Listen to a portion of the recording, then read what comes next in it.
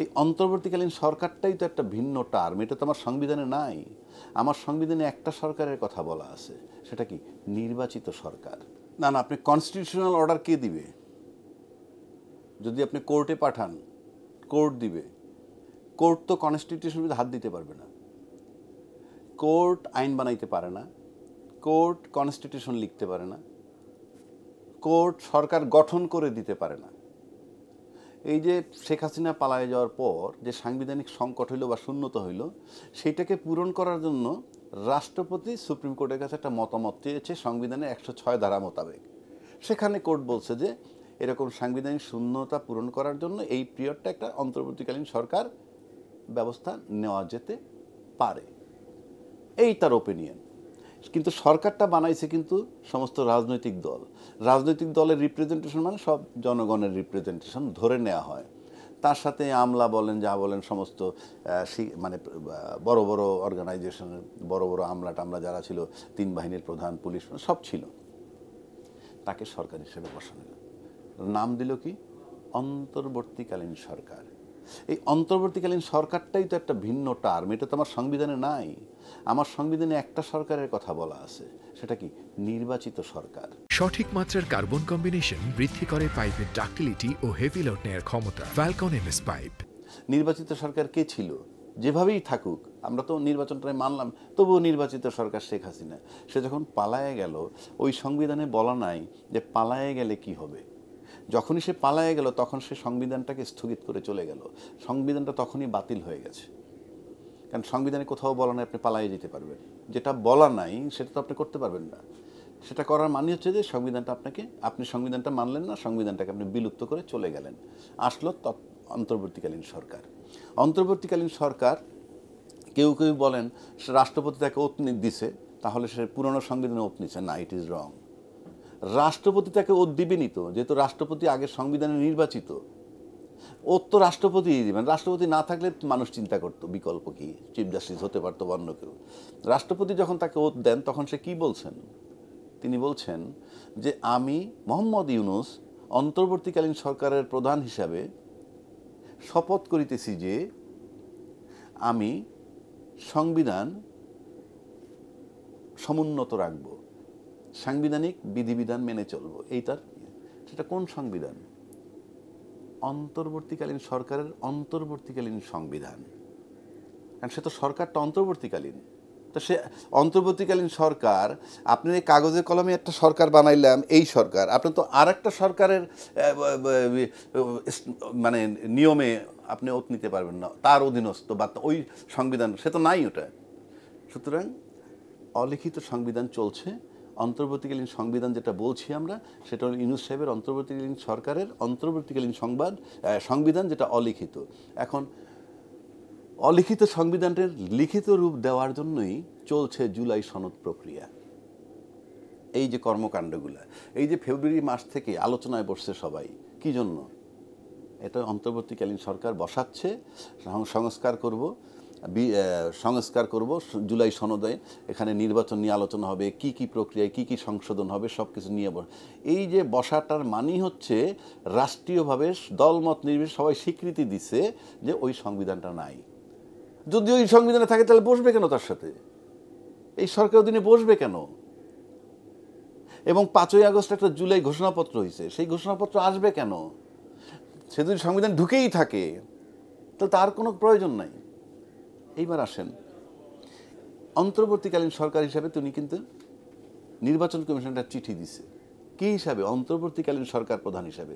কি বলছে? তুমি নির্বাচন কন্ডাক্ট করো। সে তো সাংবিধানিক সরকার হিসেবে দেন। সংবিধানে তো সরকার একমাত্র নির্বাচিত শেখ হাসিনা ছিল, সে তো নাই। আবারও বলছি, নাই। তাহলে সে এখন নির্বাচনের জন্য প্রস্তুতি নিচ্ছে।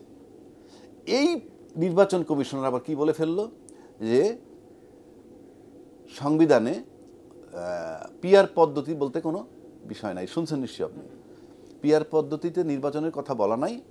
সংবিধানে যেভাবে বলা সংবিধান মোতাবেক নির্বাচন হবে, সে কিন্তু ওই সংবিধানটাকে ইঙ্গিত করতেছে। এবং এখানে এই কথাটা বলার মানে নির্বাচন কমিশন যে ডেটটা ঘোষণা করতেছে ফেব্রুয়ারিতে, এখনও ডেট হয় নাই, বাট মাসটা বলছে, এই ঘোষণা করার প্রক্রিয়াটা তার অবৈধ। কেন অবৈধ? আপনি যদি জুলাই ওই পুরনো সংবিধানে যান, সেখানে বলা আছে সংসদ যেদিন থেকে ভেঙে যাবে তারপর থেকে 90 দিনের মধ্যে নির্বাচন হবে। এটা তো জানেন আপনি। তাহলে সংসদ ভাঙছে সম্ভবত 6 বা 7 অগস্ট, 6 তারিখে ভেঙে থাকে যদি, তাহলে ইউনূস সাহেব 8ই অগস্ট 2024 ওত নিলেন। সেখান থেকেও যদি আমি ধরি তাহলে 90 ডেজের মধ্যে নির্বাচন হওয়ার কথা, তাতে 7ই নভেম্বর 2024 মধ্যে নির্বাচন হয়ে যাওয়ার কথা। অথচ তাহলে এই যে 7ই নভেম্বর 2024 মধ্যে নির্বাচন হয় নাই, তারপরে নির্বাচন কমিশন যে ডেট দিল ফেব্রুয়ারি 2026 নির্বাচন হবে, এই অধিকার তাকে কে দিল? যদি ওই সংবিধানে সে থাকে, তাকে অধিকার কে দিছে? সংবিধান করলে তো সংবিধানের নিয়ম আপনি মানবেন। তাহলে আপনি ফেব্রুয়ারি 2026 নির্বাচনের যে ঘোষণাটা দিয়েছিলেন কোন সংবিধানে এবং কোন আইনে? নাম্বার 1। নাম্বার 2, আপনার কি মনে আছে যে বিএনপি বিএনপি বিশেষ করে বিএনপি ইউনূস সরকারের সাথে দেখা করে বলছিল আমরা ডিসেম্বর 25 মধ্যে নির্বাচন চাই। তারা ডিসেম্বর 25 মধ্যে নির্বাচন চাইলো কি হিসাবে? সংবিধানে তো তা নাই। 1। 2 নম্বর, আপনার কি আরও একটা জিনিস মনে আছে যে 7ই অগস্ট 2024 বিএনপি তার পল্টন অফিসের সামনে একটা সমাবেশ করছিল, খেয়াল আছে? সেই সমাবেশে তারা বলছিল 3 মাসের মধ্যে নির্বাচন চাই। হ্যাঁ, তখন কিন্তু ইউনূস সরকার ওত নেন নাই। তাহলে কার কাছে নির্বাচন চাইলেন? সরকার যখন নাই, আপনি নির্বাচন কার কাছে চাইলেন? বহু লোকে বলে যে মানে এটার জবাব নাই। আমি বলছি কার কাছে চাইছে। কেউ কেউ বলেন 5 তারিখ থেকে 8 তারিখ পর্যন্ত এই দেশের সরকার ছিল না, খেয়াল আছে আপনার? কিন্তু আমি ব্যতিক্রম, আমি বলছি যে না, সরকার ছিল। কারণ 5 তারিখ বেলা 12টা থেকে বা 3টা, পৌনে 4টার সময় যখন ফাইনালি ভাষণ দিল সেনাবাহিনীর প্রধান, তখন তিনি বলছিলেন আমি আপনাদের দায়িত্ব নিলাম, বলছিল। আর একটা গুলিও চলবে না, প্রতিটা হত্যার বিচার হবে এবং প্রতিটা ফৌজদারি অপরাধের বিচার হবে, এই কথাটা উনি বলছিলেন। এই কথা উনি বলছেন 5 তারিখ। আর পল্টনের 7 তারিখ যখন বিএনপি 3 মাসের মধ্যে নির্বাচন চাইলো, তখন এটা পরিষ্কার যে সেনাপ্রধান, যে সরকার প্রধান হিসাবে তার কাছে তারা চেয়েছেন। না, কার কাছে চাইবেন আপনি? আপনি কি আকাশে চাইবেন নির্বাচন? সুতরাং নির্বাচন চেয়েছিল তারা সেনাপ্রধানের কাছে, এবং সেটা টু সাম এক্সটেন্ট কনস্টিটিউশন ছিল, সাংবিধানিক ইয়ের ভিতরে পড়তো।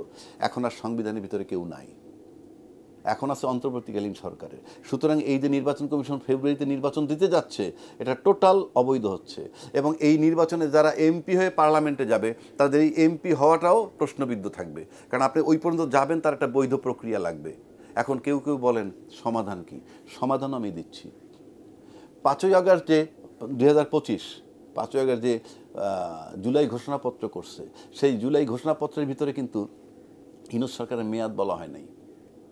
তাকে অন্তর্বর্তীকালীন সরকারের স্বীকৃতি দিছে, মেয়াদ বলা, এখানে মেয়াদ দিতে হবে কি? 8ই অগস্ট 2024 থেকে 30 জুন 2026 পর্যন্ত এই সরকারের মেয়াদ দেওয়া হইল, এবং এই মেয়াদের মধ্যে তাকে একটা নির্বাচন কমিশন নিয়োগ দিতে হবে, এবং এই মেয়াদের মধ্যে নির্বাচন করবেন।